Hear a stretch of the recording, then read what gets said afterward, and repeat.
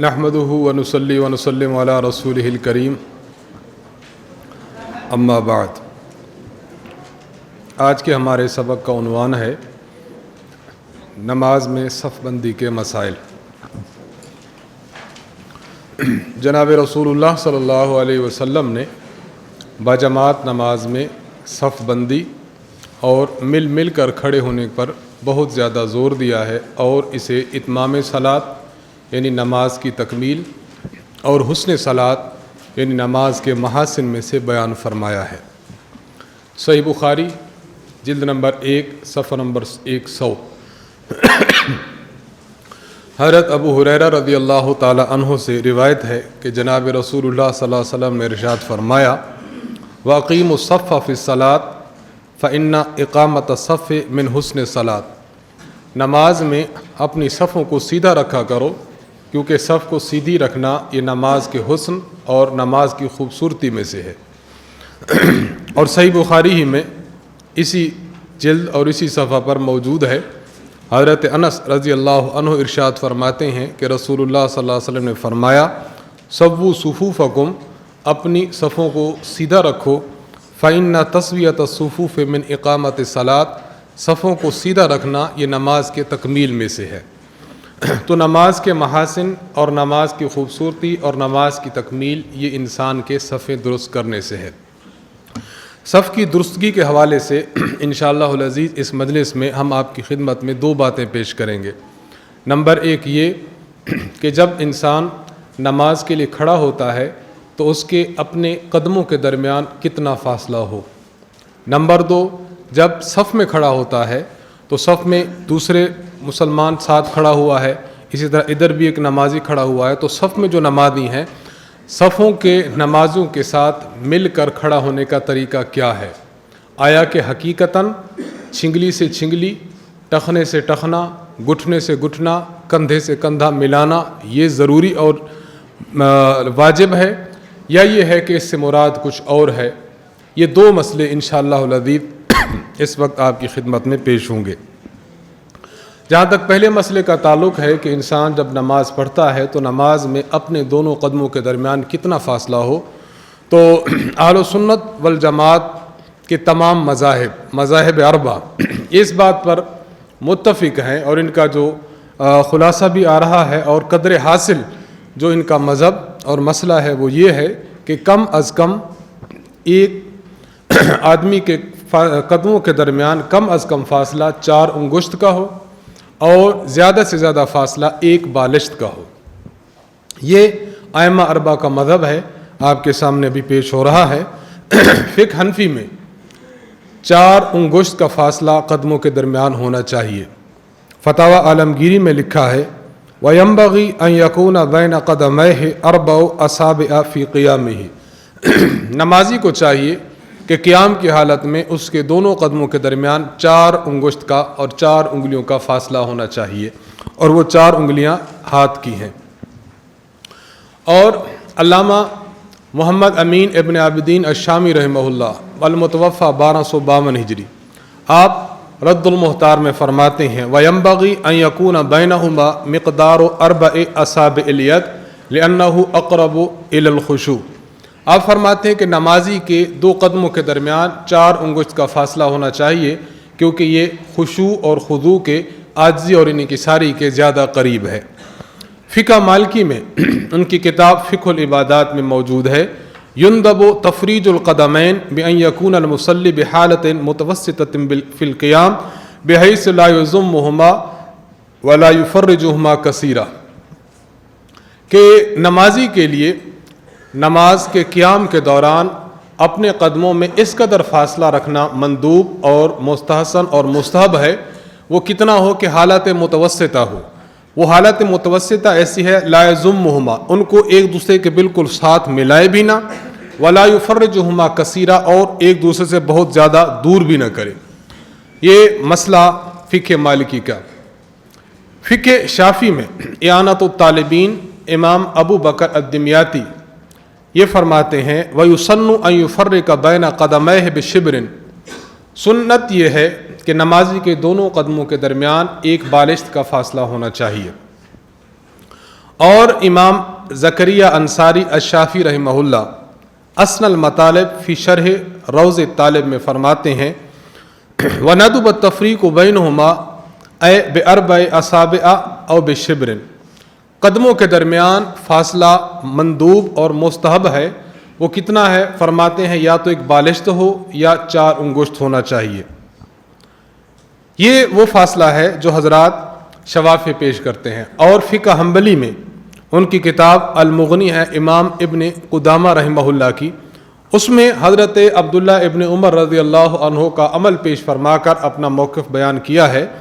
فرماتے ہیں وَكَانَ ابن عمر لا يفرج بین قدمے ولا يمس احداهما بالاخرى، حضرت ابن عمر رضی اللہ عنہ اپنے پاؤں نماز میں نہ تو اپنے پاؤں میں بہت زیادہ فاصلہ کرتے، نہ ہی اپنے پاؤں کو ایک دوسرے کے ساتھ چسپاں کرتے، یعنی بہت زیادہ فاصلہ بھی نہیں اور بہت ملا کر بھی نہیں، وَلَكِنْ بَيْنَ ذَلِكَ لَا يُقَارِبُ وَلَا يُبَاعِدُ، اس کے درمیان ہوتا تھا، نہ بہت قریب نہ بہت دور۔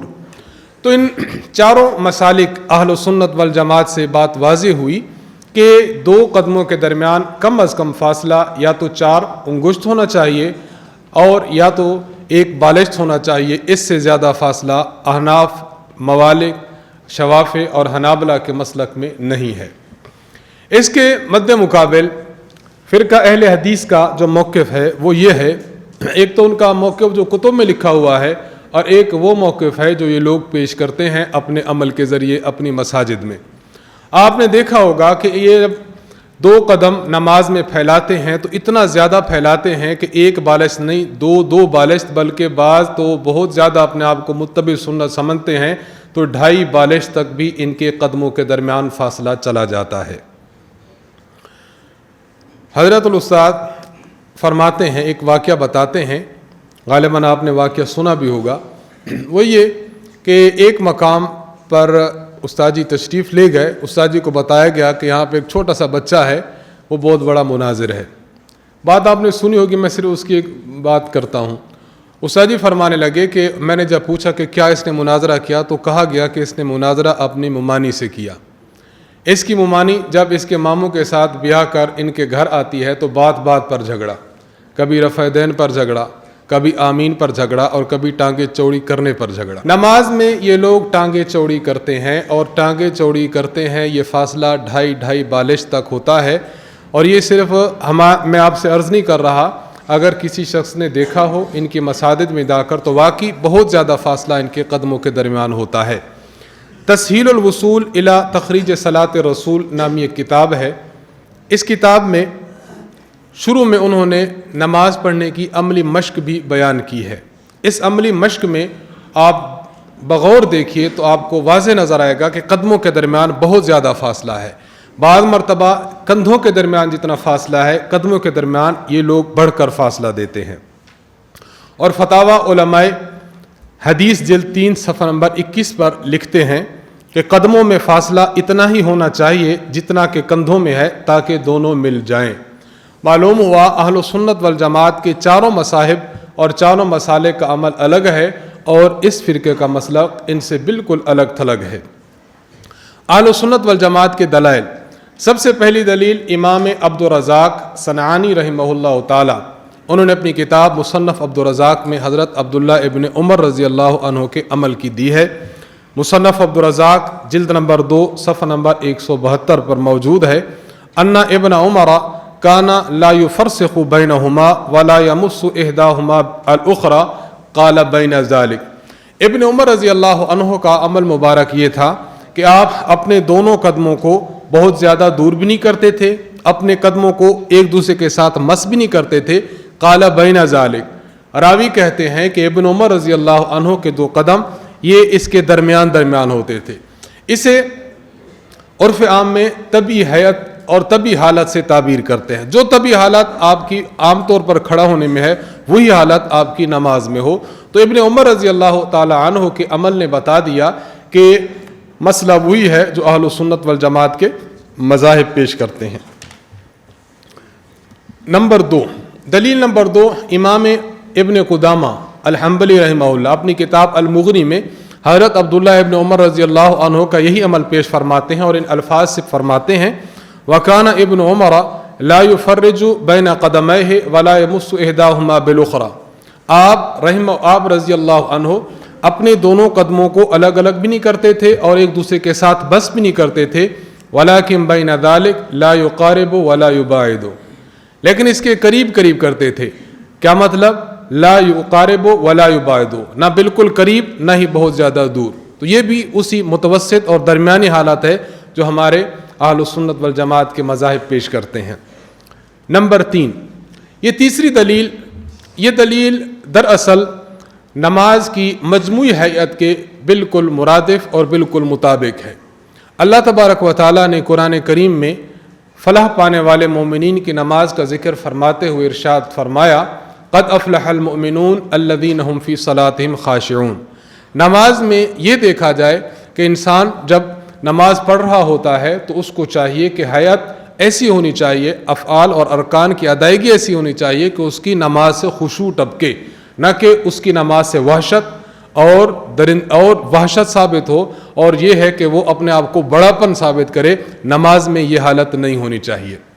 اور اگر انسان ان دونوں حالتوں کو دیکھے کہ ایک انسان نے ہاتھ سینہ پر باندھے ہوئے ہوں, سر پر اس کے پگڑی ٹوپی کچھ بھی نہ ہو, اور ایک عجیب سی ہیئت ہو اور اپنے دونوں پاؤں میں بہت زیادہ فاصلہ ہو, ایک اس ہیئت کے ساتھ انسان کھڑا ہو اور دوسرا سر پر پگڑی ہو, سر پر ٹوپی ہو, ناف کے نیچے ہاتھ باندھے ہوں اور متوسط درجے کے پاؤں اس نے کھلے رکھے ہوں, یعنی 4 انگشت کے برابر. تو آپ بتائیں اس کی حالت, جو حنفی انسان ہے اس کی حالت یہ خشوع اور خضوع والی ہے یا دوسرے فریق کی؟ تو حنفی کی حالت ایسی ہے جو خشوع اور خضوع والی ہے.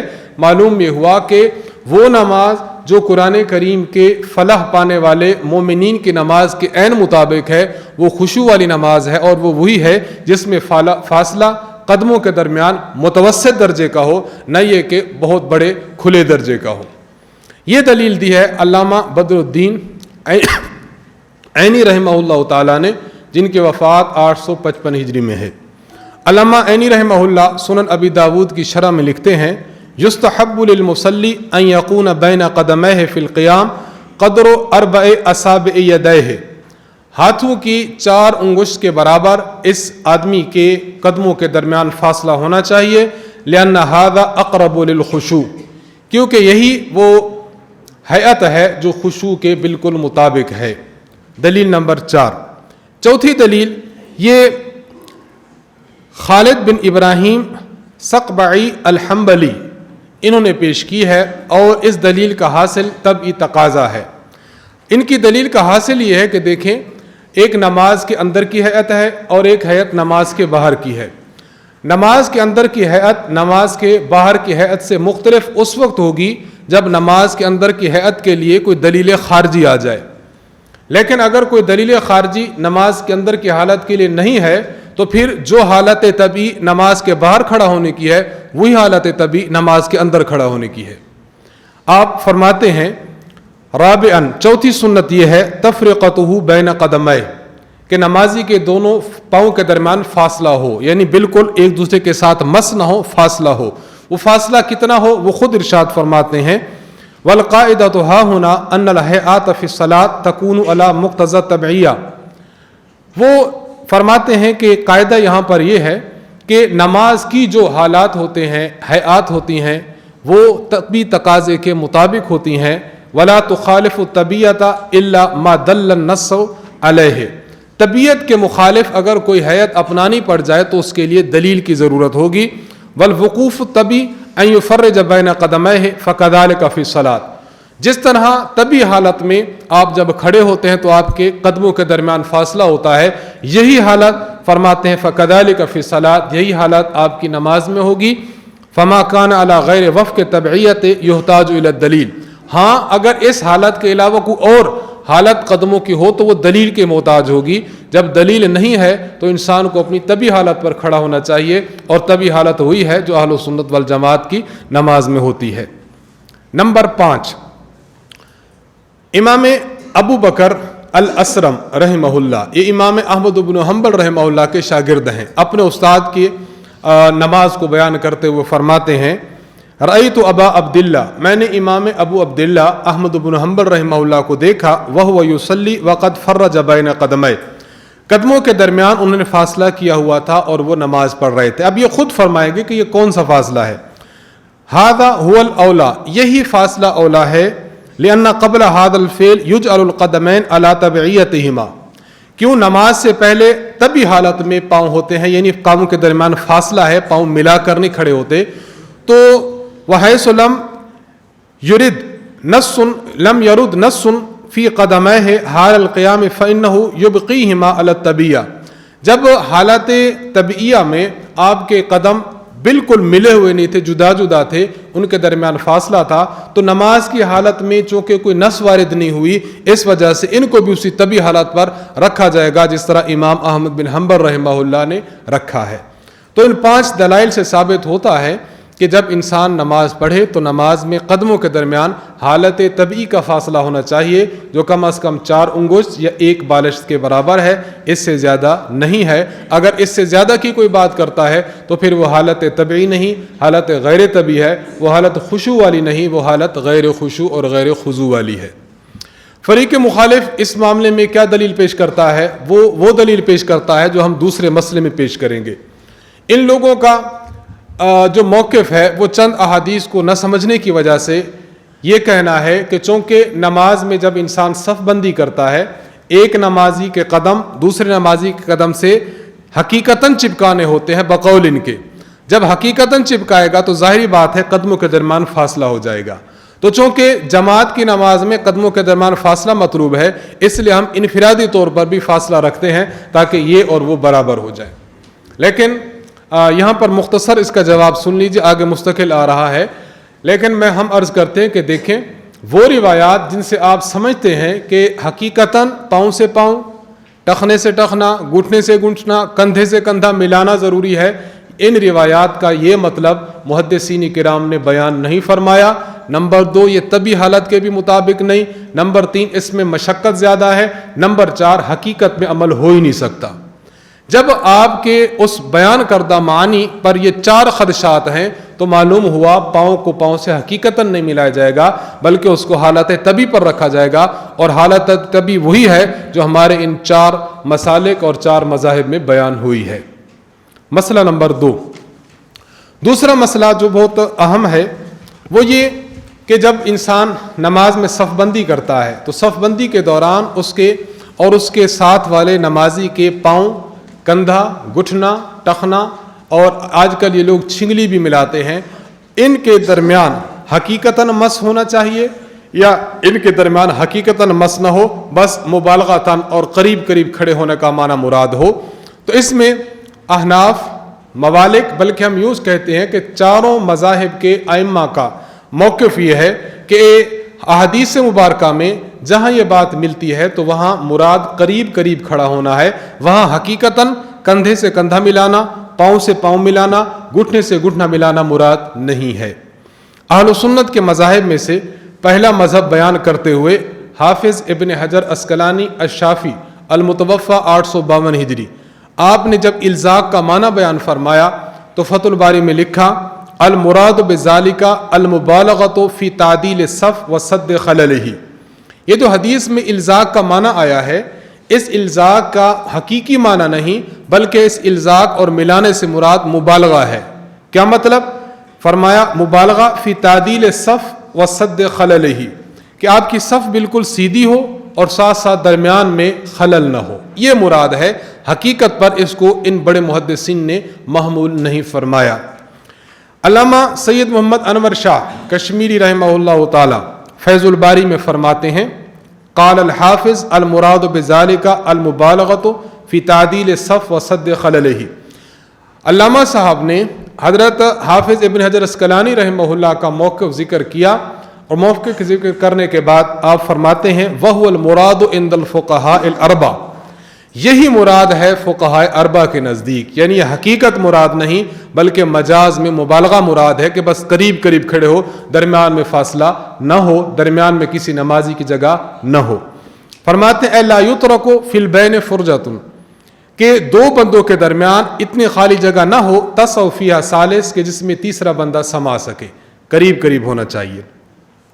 علامہ ابن عابدین شامی رحمہ اللہ تعالی، انہوں نے رد المحتار میں ارشاد فرمایا وما روی انہم الصقوا الکیاب بالکیاب، یہ جو روایات میں مروی ہے کہ صحابہ کرام اپنے کیاب سے کیاب ملا، ٹخنوں سے ٹخنے ملایا کرتے تھے، فرماتے ہیں قام کل واحد بجانب الاخر، ان میں سے ہر ایک بندہ دوسرے کے قریب اور جانب میں کھڑا ہوتا تھا، دور نہیں کھڑا ہوتا تھا۔ تو حضرات اہل سنت والجماعت کا موقف آپ کے سامنے آیا کہ ان حضرات کا موقف یہ ہے کہ اس میں جماعت کی نماز میں جب آپ صف بندی کریں تو حقیقتاً اپنے جسم کو دوسرے کے جسم سے نہیں ملانا، بلکہ مراد مبالغتاً قریب قریب کھڑا ہونا ہے۔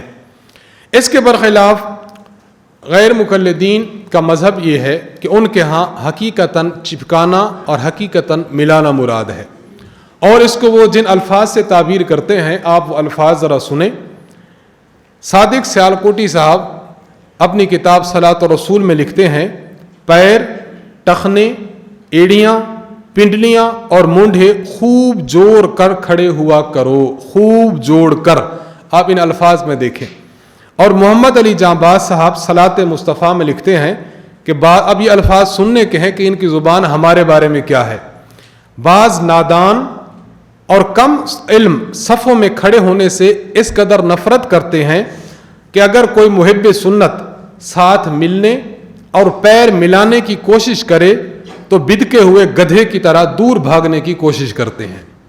یہ الفاظ دیکھیں، یعنی ہم متبع سنت ہیں اور جو لوگ یوں نہیں کھڑے ہوتے وہ غیر متبع سنت ہیں، بدکے ہوئے گدھے ہیں کہ ہم پاؤں سے پاؤں ملاتے ہیں لیکن وہ پاؤں اپنی طرف کھینچتے ہیں، بدکے ہوئے گدھے ہیں، کہتے ہیں یا غصے میں آ کر پاؤں پر زور سے پاؤں مار دیتے ہیں، ایسا کرتے ہیں، ہمیں سنت پر عمل پیرا نہیں ہونے دیتے۔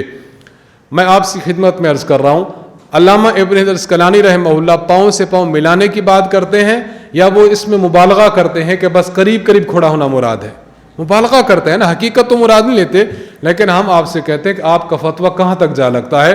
یہ صرف احناف پر نہیں لگتا، تمام قسم کے فقہا اور تمام قسم کے محدثین پر لگتا ہے۔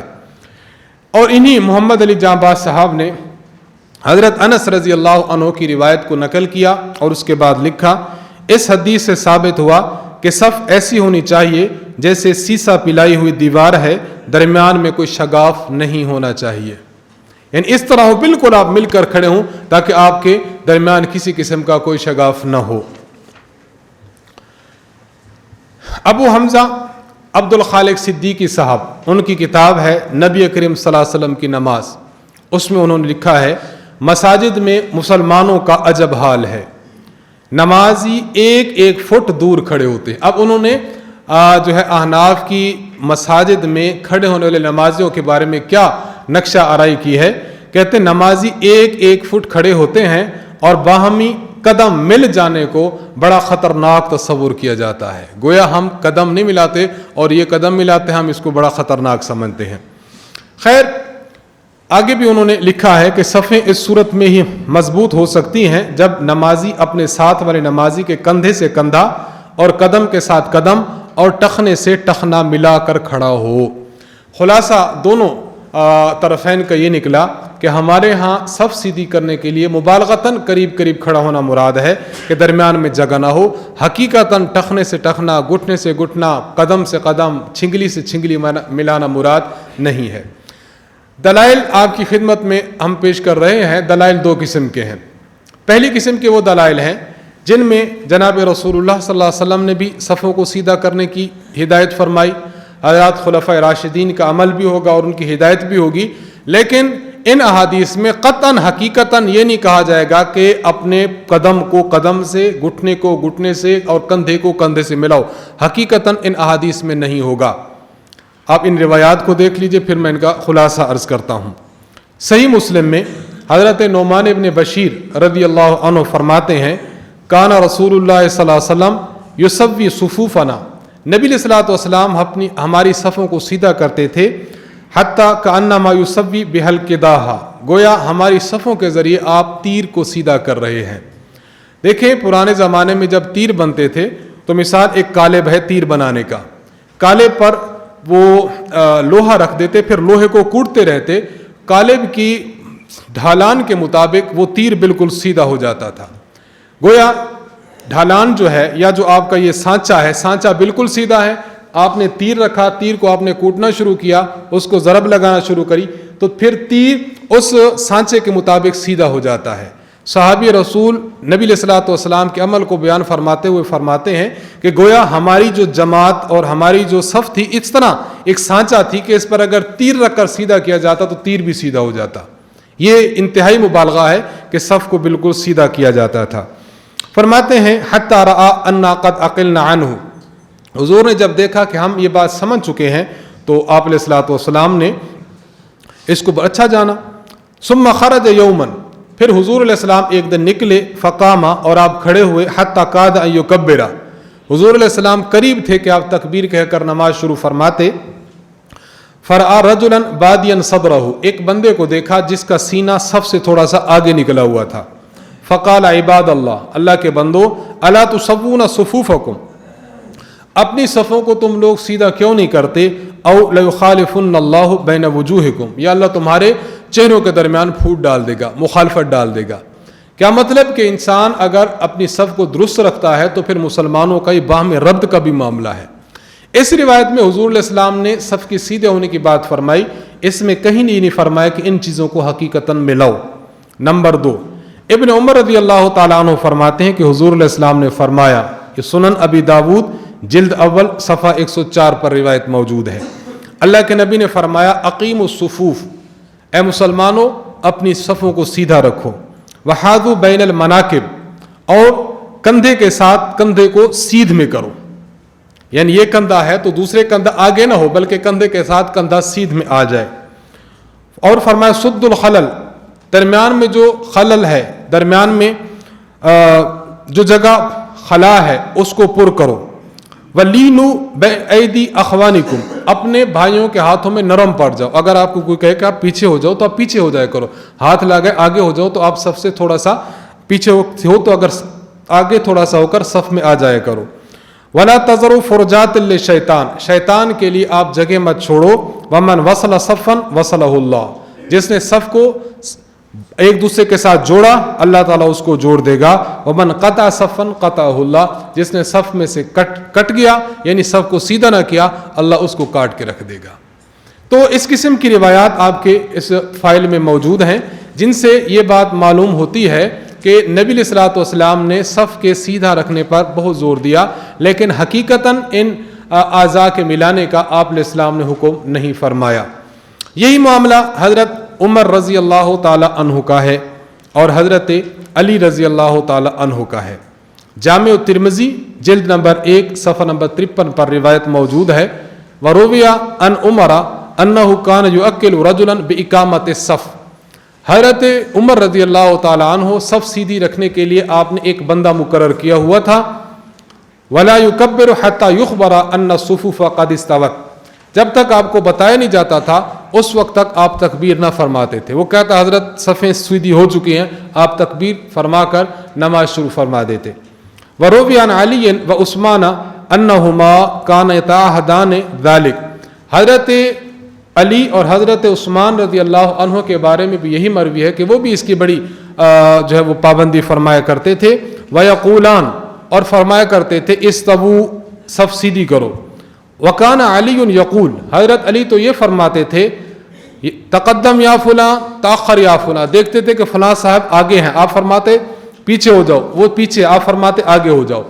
تو یہ حضرات بھی خلفائے راشدین بھی صفیں سیدھی کرنے کی بات کرتے ہیں, لیکن احادیث کے اس حصہ میں انہوں نے کہیں بھی یہ بات بیان نہیں فرمائی کہ حقیقتاً ان چیزوں کو ملاؤ. نمبر 2, دوسری قسم کے وہ دلائل ہیں کہ جن میں غیر مقلدین یہ سمجھنے کی کوشش کرتے ہیں کہ ان میں حقیقتاً چپکانا اور حقیقتاً ملانا مراد ہے. وہ روایات آپ کے سامنے عرض کر کے ہم ان کے مطلب خود لغت کی روح سے یا قرآن کریم کی بعض نصوص کی روح سے اور محدثین حضرات کی تشریحات کی روح سے بیان کرتے ہیں کہ یہاں حقیقی معنی ہرگز مراد نہیں, مجازی اور مبالغی معنی مراد ہے. یہاں سنن ابی داود جلد نمبر 1 صفحہ 104 میں حضرت انس بن مالک رضی اللہ عنہ فرماتے ہیں کہ رسول اللہ صلی اللہ علیہ وسلم نے فرمایا رصوا صفوفکم, اپنی صفوں کو ملاؤ. وقاربوا بینہا, اور صفیں قریب قریب ہوں, ایک صف یہاں دوسری وہاں نہ ہو, تیسری بالکل آخر میں نہ ہو, اپنی صفوں پر ملاؤ اور قریب قریب ہو.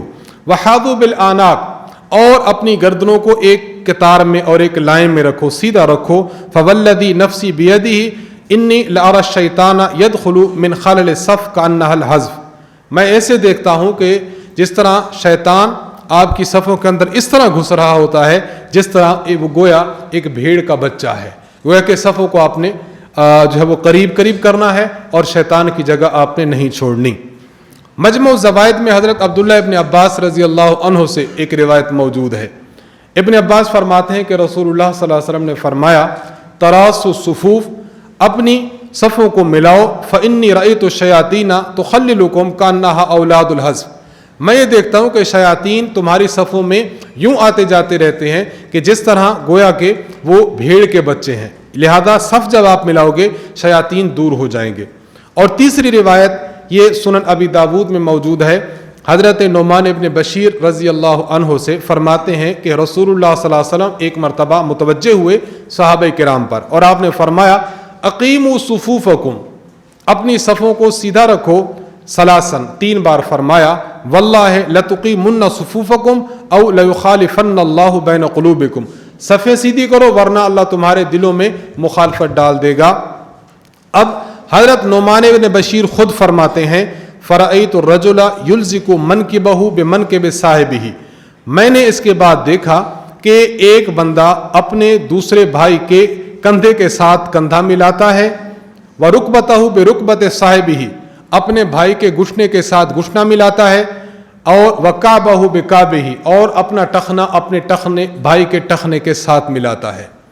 یہاں پر آپ نے دیکھ لیا کہ یہاں پر تقریباً 3 قسم کے الفاظ آ گئے. ایک تراسو والا, رس یعنی جس سے کہتے ہیں سیسا پلائی دیوار والا معنی, سیسا. نمبر 2 یہ لفظ آیا یلزق, الزق یلزق, الزاق معنی ملانا. اور نمبر 3 آپ کے سامنے جو معنی ہے وہ معنی ہم کہتے ہیں الساق, ماقبل میں گزرا الساق الکعاب بالکعاب, الساق والا معنی. یہ 3 معنی ایسے ہیں جو ان احادیث میں اور دیگر احادیث میں آتے ہیں. اب ان معنی کا مفہوم کیا ہے, حقیقی ہے یا ان الفاظ کا مفہوم مجازی اور مبالغتاً ہے؟ سب سے پہلے تو ہم یہ دیکھتے ہیں اہل سنت والجماعت کا موقف یہ ہے کہ ان کا مجازی معنی مراد ہے, ان کا حقیقی معنی مراد نہیں ہے. مجازی معنی کیوں مراد ہے؟ پہلی بات تو یہ ہے کہ اگر حقیقتاً ملانا مراد ہو کہ آپ نے ٹخنے کے ساتھ ٹخنا ملانا ہے تو ٹخنا ملانے کے لیے آپ کو پاؤں ٹیڑھا کرنا پڑے گا. آپ اگر تراویح پڑھنا چاہیں, تراویح میں امام صاحب پڑھتے ہیں آدھا پارہ, آپ پوری تراویح میں آپ نے جب اپنا ٹخنا اپنے مسلمان بھائی کے ٹخنے سے ملانا ہوگا تو آپ کو پاؤں ٹیڑھا کرنا پڑے گا. پوری نماز میں پاؤں ٹیڑھے رکھنا یہ تشویش کا باعث ہے اور یہ بہت مشقت ہے. اگر آپ چاہتے ہیں کہ آپ کا کندھا مسلمان بھائی کے کندھے سے ملے, ایک آدمی دراز قد ہے اور ایک آدمی کوتاہ قد ہے, آپ کندھا حقیقتاً ملا سکتے ہیں؟ آپ کندھا نہیں ملا سکتے. اسی میں اب مزید بات یہ ہے کہ آپ نے جو سنن ابی داود والی روایت دیکھی ہے, اس روایت میں آتا ہے رکبتہ برکبت صاحبہ, اپنا گھٹنا اپنے مسلمان بھائی کے گھٹنے سے ملائے. اگر آپ ملانے کی کوشش کریں گے ٹخنے کو, ٹخنے ملانے کے لیے آپ پاؤں جب چوڑے کریں گے تو پاؤں چوڑے کرنے کی صورت میں آپ کے گھٹنے مسلمان کے گھٹنے سے خود بخود دور ہوتے چلے جائیں گے. آپ ایک چیز کو ملانا شروع کر دیں گے تو آپ کے گھٹنے دور ہونا شروع ہو جائیں گے. اگر آپ کندھوں کی بات کریں گے, پاؤں آپ کے نہیں مل رہے, کندھے کی بات کر رہے ہیں, آپ کے گھٹنے مل رہے, آپ ٹخنوں کو ملانا چاہتے ہیں, آپ کے گھٹنے دور ہو رہے ہیں. تو نماز میں حقیقتاً ان 4 چیزوں جو بات کر دی گئی ہے, ان 4 چیزوں کو ملانا مراد ہو ہی نہیں سکتا. اس لیے اہل سنت والجماعت کے چاروں مذاہب کے نزدیک یہاں پر مبالغہ والا معنی مراد ہے, حقیقی معنی مراد نہیں ہے. اور اس مبالغہ اور مجازی معنی مراد لینے پر ہمارے پاس باضابطہ کچھ دلائل موجود ہیں. نمبر 1, امر اول یہ ہے کہ یہ جو رس اور الزاق کا لفظ ہے, رس کا عربی زبان میں معنی ہے سیسا. ایسی دیوار ہو جس طرح سیسا پلایا گیا ہو دیوار کو کہ درمیان میں شگاف نہ رہے. تو جہاں سیسا پلائی دیوار کی بات کی گئی ہے, آیا کہ ہم دیکھنا چاہتے ہیں کہ کیا قرآن کریم میں کیا کسی محدث نے کوئی ایسا معنی بیان کیا ہے کہ وہاں پر مانا سیسا پلائی دیوار ہو لیکن اس کے باوجود اس میں شگاف کی بات ہو، اگر ایسا مانا ہے تو پھر ہمارے موقف کی دلیل ہے۔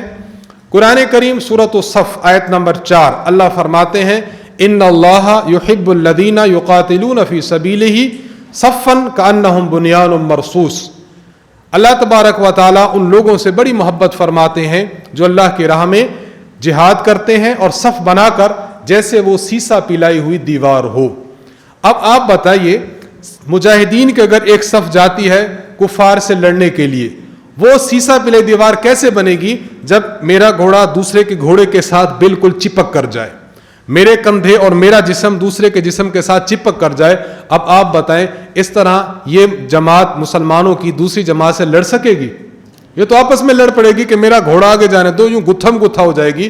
معلوم ہوا قرآن کریم میں بھی بنیان مرصوص وہی رس اور تراسو کے الفاظ سے ہے، لیکن یہاں بھی حقیقتاً ملنا مراد نہیں ہے۔ یہاں پر کون سا ملنا مراد ہے؟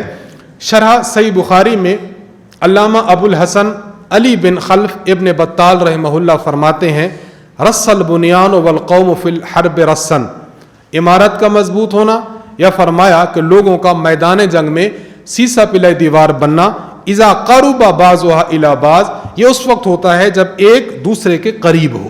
یہ انہوں نے معنی بیان نہیں کہ ایک دوسرے کے ساتھ چپکا ہوا ہو، تو رساس کا معنی قربت ہے، رساس کا معنی چپکنا یہاں پر مراد نہیں لیا گیا۔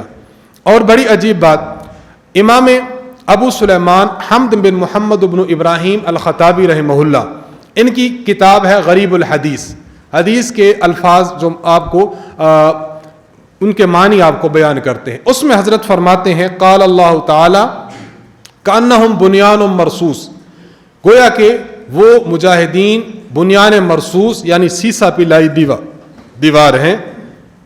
فرماتے ہیں وَمِنْهُ التَّرَاصُ فِي الصُّفُوفِ وَهُوَ التَّقَارُبُ، اسی لفظ سے صفوں کو تراس اور صفوں کو سیسا پلائی دیوار بنانا آتا ہے، اور خود اس کا معنی فرماتے ہیں وَهُوَ التَّقَارُبُ، اس سے مراد قریب ہونا ہے، اس سے مراد حقیقتاً ملنا نہیں ہے۔ ایک بات، اور دوسری بات بڑی اہم ہے، بعض روایات میں الصاق کے الفاظ آتے ہیں، الصاق کے الفاظ، الصاق کا معنی بھی یہ لوگ کرتے ہیں کہ حقیقتاً ملانا، جبکہ ہم لغت میں دیکھتے ہیں، آپ نے شرح میات عامل کتاب پڑھی ہوگی، اس میں شروع میں با کے کچھ معنی بتاتے ہیں، الباء للالصاق آتا ہے، اس میں جو انہوں نے مثال پیش کی ہے وہ مثال کون سی ہے؟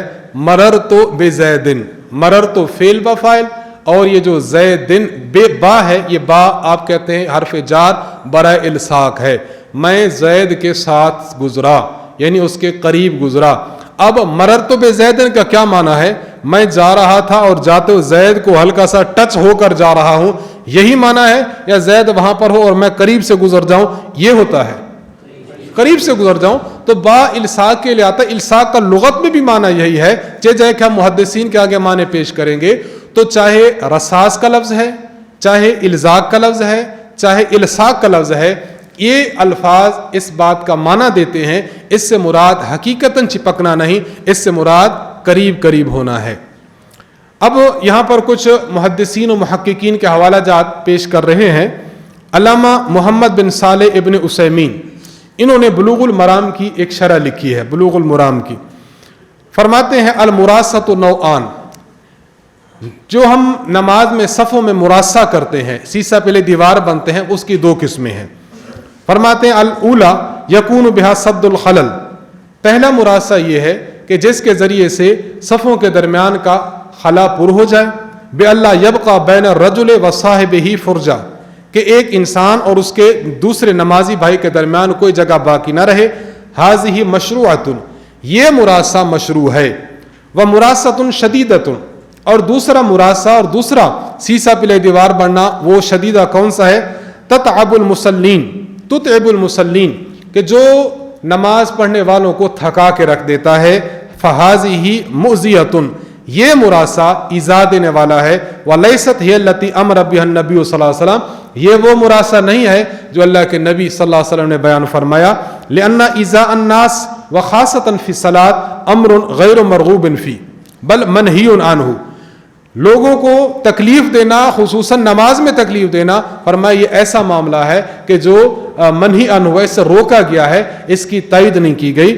وَأَمَّا قَوْلُهُ قَارِبُوا بَيْنَهَا، فرماتے فَهَذِهِ مراسہ، یہ مراسہ ہے۔ فَأَمَّا قَوْلُهُ قَارِبُوا بَيْنَهَا فَالْمَانَى أَن يَقْرُبَ الصَّفُّ الثَّانِي مِنَ الصَّفِّ الْأَوَّلِ وَالثَّالِثُ مِنَ الثَّانِي، اور یہ جو کہا گیا کہ صفوں کو قریب کرو، اس کا مطلب دوسری صف پہلی کے قریب ہو اور اسی طرح تیسری صف دوسرے قریب ہو، اتنا الی آخر ہی چلتی جائیں گی صفوف۔ تو علامہ محمد بن صالح ابن عثیمین کا بھی کہنا یہ ہے کہ اگر حقیقتاً آپ چپکاتے ہیں تو یہ مراسہ شدیدہ بن جاتا ہے، اور اللہ کے نبی نے اس کا حکم نہیں دیا، اس سے ایک مسلمان کو تکلیف ہوتی ہے۔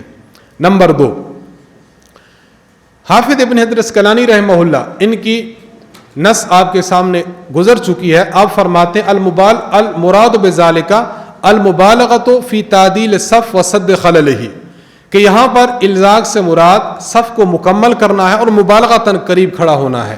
تو انہوں نے بھی اس کا معنی مبالغہ والا کیا ہے، حقیقی معنی نہیں کیا۔ علامہ قسطلانی رحمہ اللہ نے بھی یہی عبارت نقل فرمائی۔ علامہ سید محمد انور شاہ کشمیری رحمہ اللہ کی عبارت بھی گزری ہے کہ وہ فرماتے ہیں کہ حافظ ابن حجر اسقلانی رحمہ اللہ جو اس کا معنی مبالغتاً بیان کرتے ہیں، یہی معنی فقہاء اربعہ کے ہاں متفق علیہ ہے۔ اسی طرح عبد المحسن عباد، یہ عصر حاضر کے ہیں، انہوں نے سنن ابی داود کی ایک شرح لکھی ہے، شرح سنن ابی داود کے نام سے۔ اس میں انہوں نے لکھا ان کل واحد یقرب من صاحبہ حتی یلتصق بہ وحتی یکون متصلا بہ، ایک آدمی دوسرے کے قریب کھڑا ہو یہاں تک کہ اس کے ساتھ قریب بالکل ہو جائے، فلا یکون بین شخص و آخر فجوہ، اس کے درمیان اور اس کے جو دوسرا مصلی ہے، نماز پڑھنے والا ہے، اس کے درمیان خلا باقی نہ رہے۔ وَإِنَّمَا تَكُونُ الصُّفُوفُ مُتَرَاصَّةً وَمُتَقَارِبَةً وَيَتَّصِلُ بَعْضُهَا بِبَعْضٍ، اس طرح اگر انسان کھڑا ہوگا، اب صفیں بھی قریب ہو جائیں گی، آدمی بھی ایک دوسرے قریب ہو جائیں گے، اور اتصال صفوف بھی ہو جائے گا۔ عبد المحسن عباد صاحب کی عبارت بتاتی ہے کہ یہاں حقیقتاً کھڑا ہونا مراد نہیں ہے۔ علامہ محمد یوسف بن نوری نور اللہ مرقدہ، آپ معارف السنن میں فرماتے ہیں والحاصل ان المراد هو التسویۃ والاعتدال، یہاں احادیث مبارکہ میں جو حاصل الخلاصہ نکلتا ہے وہ خلاصہ یہ ہے کہ صفیں سیدھی کھڑی اور اعتدال کے ساتھ ہونی چاہیے، لکی لا یتأخر او یتقدم، تاکہ کوئی بندہ صف میں آگے بھی نہ ہو اور کوئی صف میں پیچھے بھی نہ ہو۔ فالمحاذات بین المناکب و الزاق الکیاب کنایۃ عن التسویہ، اور یہ جو احادیث میں آگے ہے، کندھوں کی بات کی گئی ہے، پاؤں کی بات کی گئی ہے، یا یہ ہے کہ گھٹنوں ٹخنوں کی بات کی گئی ہے، فرماتے ہیں کنایۃ عن التسویہ، یہ صف کو سیدھی رکھنے سے کنایا ہے، اس کا مراد اور معنی حقیقی نہیں ہے۔ اور دوسری بات کہ ہم یہ معنی مجازی کیوں لیتے ہیں، پہلی بات ہم نے آپ کی خدمت میں عرض کر دی، خود نصوص سے اور ساتھ ساتھ محدثین اور محققین کی عبارات سے، کہ یہاں پر مراد مبالغہ ہے، حقیقت نہیں ہے۔ دوسری اہم بات یہ ہے کہ اگر اس کا ظاہری اور حقیقی معنی مراد لیا جائے تو پھر ظاہری اور حقیقی معنی مراد لینے میں تکلف اور مشقت اور تکلیف ہے، اور اللہ تبارک و تعالیٰ نے وما جعل علیکم فی الدین من حرج، دین میں کوئی تکالیف اور حرج نہیں ہے۔ کیا مطلب؟ دین آسانی پیدا کرتا ہے، دین تنگی پیدا نہیں کرتا۔ مولانا خلیل احمد سہارنپوری رحمہ اللہ بذل المجہود میں فرماتے ہیں، آپ لکھتے ہیں فَإِنَّ إِلْزَاقَ الرُّكْبَةِ بِالرُّكْبَةِ وَالْكَعْبِ بِالْكَعْبِ فِي الصَّلَاةِ مُشْكِلٌ، نماز میں گھٹنا بھی ملا ہوا ہو اور نماز میں ٹخنا بھی ملا ہوا ہو، یہ فرماتے ہیں مشکل ہے، ایسا نہیں ہو سکتا۔ اور یہ بات بالکل مشاہد بات ہے، مشاہدہ اس بات کا کہ ایک انسان اپنا ٹخنا بھی، اپنا گھٹنا بھی اور اپنا کندھا بھی ملائے اور ملا کر نماز میں کھڑا ہو، یہ مشکل ہے۔ سبق کے بعد ہم آپ کے سامنے عملی مشق بھی ایک دو ساتھی کی کرائیں گے تاکہ آپ دیکھیں کہ واقعی یہ اس طرح کھڑا ہونا حقیقتاً بھی ممکن نہیں ہے، بہت مشکل ہے۔ محدث العصر علامہ محمد یوسف بن نوری رحمہ اللہ تعالی، آپ نے خصوصاً غیر مقلدین کو سامنے رکھتے ہوئے بڑی بہترین بات فرمائی ہے۔ آپ فرماتے ہیں فزعمہ بعض الناس، بعض لوگ آج یہ کہتے ہیں انہ علی الحقیقت، کہ یہاں پر جو ان اعضاء کے بات کی گئی ہے، بعض لوگ کہتے ہیں ان کو حقیقتاً ملایا جائے، ولیس الامر کذالک، حالانکہ ایسی بات نہیں ہے۔ حضرت فرماتے ہیں بل المراد بذالک مبالغۃ الراوی فی تعدیل الصف وسد الخلل کما فی الفتح والعمدہ. اصل بات یہ ہے کہ راوی نے مبالغتاً یہاں پر بیان فرمایا ہے تاکہ صف سیدھی ہو جائے، جیسا کہ فتح الباری میں اور عمدۃ القاری میں یہ تشریح موجود ہے. وَهَذَا يَرُدُّ عَلَى الَّذِينَ يَدْعُونَ الْعَمَلَ بِالسُّنَّةِ، یہ ان لوگوں پر رد ہے جو عمل بالسنت یعنی اپنا ہم عمل بالحدیث کی جس طرح آج بات لوگ کرتے ہیں کہ ہم ہی حدیث پر عمل پیرا ہوئے ہیں. فرماتے ہیں جو عمل بالسنہ کے دعوے کرنے والے لوگ ہیں ان پر ان محدثین کا کلام رد کرتا ہے. وَيَزْعَمُونَ التَّمَسُّكَ بِالْأَحَادِيثِ، اور یہ لوگ دعویٰ کرتے ہیں کہ ہمارا عمل حدیث کے مطابق ہے. فی بلادنا، ہمارے علاقوں میں، جس طرح کراچی میں ظاہری بات ہے ایسے معاملات تھے، ایسے لوگ تھے. تو حضرت فرماتے ہیں کہ ہمارے علاقوں میں بعض لوگ عمل بالحدیث کے دعوے دار ہیں، جو ان کا معاملہ ہے تو محدثین کی آراء ان پر رد کرتی ہیں. حیث یجتہدون فی الزاق کعابہم بکعاب القائمین فی الصف، یہ لوگ صف میں کھڑے ہوئے دوسرے نمازی کے ٹخنوں کے ساتھ اپنے ٹخنے ملانے کی کوشش کرتے ہیں. ویفرجون حد التفریج بین قدمین، ان کے ساتھ تو آپ نے ملا کر وہاں تو شیطان کو نہ گھسنے دیا، لیکن آپ کے دونوں قدموں کے درمیان بہت زیادہ فاصلہ ہو گیا. ما یؤدی الی تکلف و تصنع، اس میں آپ کو تکلف اور تصنع کی طرف آپ چلے گئے. ویبدلون الاوضاع الطبیعیہ، طبیعی حالت جو نماز میں ہوتی ہے اس کو انہوں نے تبدیل کر کے رکھ دیا. ویشوہون الہیئۃ الملائمۃ للخشوع، اور خشوع خضوع والی حالت کو بالکل انہوں نے تبدیل اور برباد کر کے رکھ دیا. وَأَرَادُوا أَن يَصُدُّوا الْخَلَلَ وَالْفَرْجَ بَيْنَ الْمُقْتَدِيِّينَ، انہوں نے تو یہ بات کہی کہ ہم مقتدیوں کے درمیان فاصلہ بالکل ختم کر رہے ہیں لاک لگا کر. فَأَبْقَوْا خَلَلًا وَفَرْجَةً وَاسِطًا بَيْنَ قَدَمَيْهِ، اور انہوں نے اپنے دونوں قدموں کے درمیان بہت زیادہ فاصلہ کر لیا. وَلَمْ يَدْرُوا أَنَّ هَذَا أَقْبَحُ مِنْ ذَلِكَ، اللہ کے ان بندوں کو نہیں پتا کہ یہ اس سے زیادہ قبیح ہے. اپنی ٹانگیں بہت چوڑی کر دی، کیوں کہ ادھر شیطان نہ ہو. شیطان کو آپ نے یہاں سے تو بھگا دیا دوسری جگہ. حضرت فرماتے ہیں، یہ میں نہیں کہہ رہا، یہ جو بات میں عرض کروں یہ میری بات نہیں، حضرت خود ارشاد فرماتے ہیں وَلَمْ يَدْرُوا أَنَّ هَذَا أَقْبَحُ مِنْ ذَلِكَ، یہ جو حیت بنا لی ہے پہلی حیت سے بہت قبیح ہے، لیکن اس طرف توجہ نہیں ہے. اور نام کیا ہے؟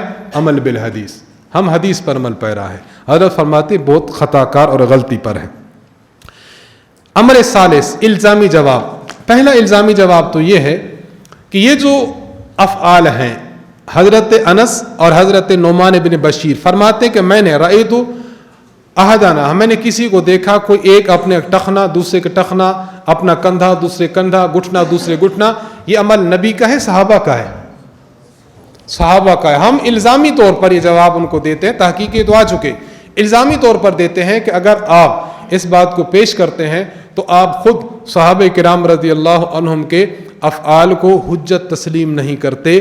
جس کے نزدیک صحابی کا عمل حجت نہیں ہے، وہ صحابی کے عمل کو پیش کر کے اس پر عمل پیرا ہو سکتا ہے؟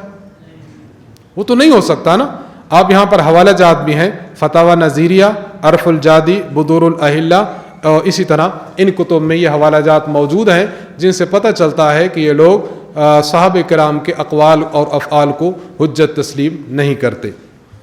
اور دوسری بات جو بہت اہم ہے وہ یہ ہے کہ اگر آپ ان کے ظاہری معنی کو مراد لیتے ہیں کہ ظاہری معنی ہو، سنن ابی داود میں روایت موجود ہے، حضرت نعمان بن بشیر رضی اللہ عنہ فرماتے ہیں فرأیت الرجل یلزق منکبہ بمنکب صاحبہ، میں نے دیکھا کہ ایک صحابی دوسرے صحابی کے کندھے کے ساتھ کندھا ملا رہا ہے، ورکبتہ برکبت صاحبہ، گھٹنے کے ساتھ گھٹنا ملا رہا ہے، وکعبہ بکعب صاحبہ، اور اپنے ٹخنے کو اس دوسرے کے ٹخنے کے ساتھ ملا رہا ہے. آج یہ عمل کر کے کوئی بندہ دکھائے، صف بنی ہو اور یہ تینوں چیزیں حقیقتاً ملا کے دکھائے، آپ یقین کر سکیں گے کوئی بھی اس طرح نہیں کر سکتا. ہم آپ کے سامنے دو ساتھی اس طرح ملا کے دکھاتے ہیں تاکہ آپ خود دیکھیں کہ یہ تینوں چیزیں ایٹ اے ٹائم اور بیک وقت ایک آن میں مل سکتی ہیں یا نہیں مل سکتی. آپ ادھر ان کو دکھائیں، یہ دو ساتھی کھڑے ہیں، اب یہ کندھا بھی ملائیں، نمبر 2 ٹخنا بھی ملائیں، نمبر 3 گھٹنا بھی ملائیں.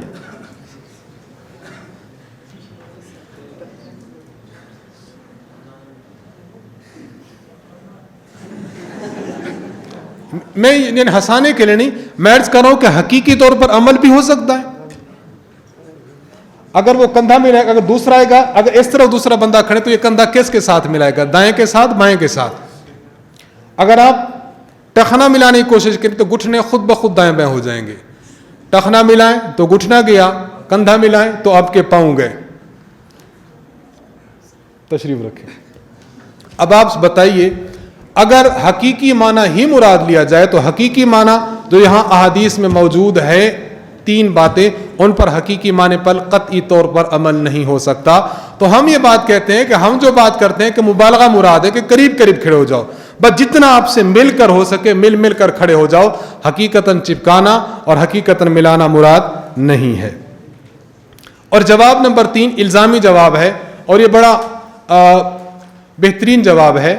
الزامی جواب یہ ہے کہ دیکھیں، اگر آپ حضرات نماز میں ٹخنے سے ٹخنا ملاتے ہیں، قدم سے قدم ملاتے ہیں، تو ٹخنے اور قدم ملانے کی وجہ سے آپ کے دونوں پاؤں کے درمیان اتنا وسیع اور کشادہ فاصلہ ہو جائے گا جو کسی بھی حدیث سے مروی نہیں ہے.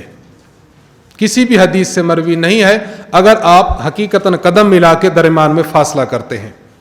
اور بڑی عجیب بات یہ کہ آپ نے 2 نمازیوں کے درمیان تو شیطان کے لیے جگہ نہ چھوڑی، لیکن اپنی ٹانگوں کے درمیان اسے ایک محفوظ پناہ گاہ آپ نے فراہم کر دی. ادھر تو شیطان نہ آیا، لیکن باقی کا کیا آپ معاملہ کریں گے؟ یعنی یہ سوچنے کی بات ہے نا. ہم ان پر کوئی الزام نہیں لگا رہے، ان کو کوئی، ہم یہ کہتے ہیں کہ جب شیطان کو دور کرنا ہے تو شیطان کو تو پھر ہر جگہ سے دور کرو. یہ کیا بات ہو، ادھر شیطان نہیں کسی اور جگہ وہ چلا جائے گا. جواب نمبر 4، چوتھا اور آخری جواب یہ ہے، ہم یہ کہنا چاہتے ہیں کہ دیکھیں، عبداللہ روکڑی صاحب جو تنظیم اہل حدیث کے رہنما گزرے ہیں، فتاوی علماء حدیث میں انہوں نے ایک بات لکھی اور بڑی عجیب بات لکھی ہے. انہوں نے بات یہ لکھی ہے، انہوں نے کہا کہ دیکھو، یہ جو حدیث مبارک میں آیا ہے نا کہ ٹخنے سے ٹخنا ملاؤ، ٹخنے سے ٹخنا 4 وجوہات کی وجہ سے نہیں ملایا جا سکتا، اس لیے ٹخنے سے مراد قدم ہے. اب آپ بتائیں، انہوں نے حقیقی معنی پر عمل کیا، مجازی لے لیا؟ تو ہم بھی تو یہی کہتے ہیں. یعنی آپ نے خود دیکھ لیا کہ وہ نہیں ملا سکتے تو انہوں نے پھر اس کا اور مانا. لیکن آج کل ایک عجیب بات ہے، آج کل لوگ پاؤں تھوڑا سا آگے سے باہر دائیں بائیں نکال کے چھنگلیاں سے چھنگلیاں ملاتے ہیں. ایسا آپ نے دیکھا ہوگا، ہم نے تو کئی بار دیکھا، چھنگلی سے چھنگلی ملا رہے ہوتے ہیں. ہم پوچھتے چھنگلی کون سی حدیث میں آ گئی؟ چلو یہ تو 3-4 چیز تھی، چھنگلی کون سی حدیث میں آ گئی؟ لیکن مل رہے کیوں؟ عمل بالحدیث کرنا ہے. عبداللہ روپڑی صاحب تنظیم اہل حدیث میں لکھتے ہیں، حضرت تنظیم اہل حدیث والے حدیث انس بن مالک رضی اللہ عنہ میں کعب کے تحت لکھتے ہیں، کہتے ہیں کہ رہی یہ بات کہ ٹخنے سے مراد ٹخنا ہی ہے یا قدم ہے، تو صحیح یہی ہے کہ قدم مراد ہے، کیونکہ جب تک پاؤں ٹیڑھا نہ کیا جائے ٹخنے سے ٹخنا نہیں مل سکتا. گویا دونوں پاؤں ٹیڑھے کر کے کھڑا ہونا پڑے گا، جس میں کئی خرابیاں ہیں. پہلی خرابی جو انہوں نے لکھی ہے، ایک تو زیادہ دیر تک اس طرح کھڑے رہنا مشکل ہے. نمبر 2، انگلیاں قبلہ رخ نہیں رہتی. نمبر 3، اس لیے بار بار حرکت کرنی پڑتی ہے جو نماز میں خشوع کے منافی ہے. یہ وہی بات ہے جو اہل سنت کہتے ہیں. نمبر 4، اس قسم کے کئی نقصان ہیں، اس لیے ٹخنے سے ٹخنا مراد نہیں ہو سکتا بلکہ قدم مراد ہے. ہم کہتے ہیں کہ آپ وہاں تو بات کرتے تھے حقیقت کی کہ حقیقی طور پر ملاؤ، لیکن آپ یہاں بات کر رہے ہیں کہ حقیقتاً مل نہیں سکتا. آپ پر تو یہ شعر صادق آتا ہے، خدا ہی ملا نہ وصال صنم، نہ ادھر کے رہے نہ ادھر کے رہے. ہاں، نہ ادھر کے، نہ حقیقت پر عمل اور نہ ہی آپ کا مجاز پر عمل. آپ عمل کریں گے تو کیا کریں گے؟ تو خیر، خلاصہ کلام یہ نکلا کہ اللہ کے نبی جناب رسول اللہ صلی اللہ علیہ وسلم نے صفوں کو سیدھا رکھنے کا حکم فرمایا ہے، اور اس کو حسن صلاۃ اور اقامت اور تمام صلاۃ سے تعبیر فرمایا ہے. اور آپ علیہ الصلوۃ والسلام کے اس عمل پر صحابہ کرام نے، اس حکم پر صحابہ کرام نے عمل بھی فرمایا. اور ساتھ ساتھ یہ کہ صحابہ کرام جب یہ عمل پیرا ہوتے تھے تو جن صحابہ نے اس کو بیان کیا انہوں نے بطور مبالغہ کے اس کو بیان کیا. سب کا حاصل یہی تھا کہ ہم قریب قریب کھڑے ہوتے تھے. تو یہاں قرب والا مجازی معنی مراد ہے، حقیقتاً چپکانے والا حقیقی معنی مراد نہیں ہے۔ اللہ تعالیٰ سے دعا ہے کہ اللہ تعالیٰ سنت کے مطابق ہمیں صفیں سیدھی رکھنے کی توفیق عطا فرمائے۔ وآخر دعوانا ان الحمد للہ رب لا إله إلا الله لا إله إلا الله لا إله إلا الله ما لنا رب سواه لا إله إلا الله